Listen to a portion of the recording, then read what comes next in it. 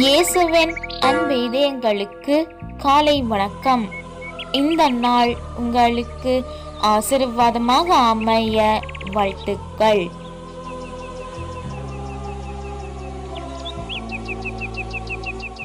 இப்புதிய நாளுக்கான ஆசீர்வாத இறைவசனம் திருப்பாடல்கள் அதிகாரம் 18 இறை வார்த்தை 17. என் வலிமை மிகு எதிரியிடமிருந்து அவர் என்னை விடுவித்தார். என்னை விட வலிமை மிகு பகைவரிடமிருந்து என்னை பாதுகாத்தார்.